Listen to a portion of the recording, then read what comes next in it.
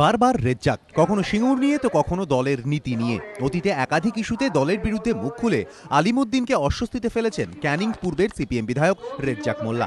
মঙ্গলবার সেই অস্বস্তি আরও এক ধাপ বাড়িয়ে সিদ্দিকুল্লার সঙ্গে গোপন বৈঠকও করেন তিনি।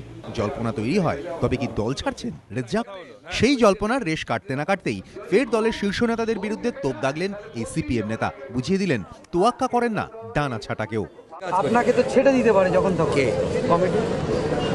সে তো ব্লেড কিনতে হবে, তো সে ব্লেডটা কিনুক তো আবার মাঝে মধ্যেই তো আপনার বিরুদ্ধে তো তুমি এক কাজ করো না, একটা ভালো করে ওই একটা প্লাটিনাম ব্লেড কিনে পাঠিয়ে দাও, ওরা যদি ছেড়ে দিতে পারবে। ওরা আমার বার্তা দেয় না, আমিও তো পাবো।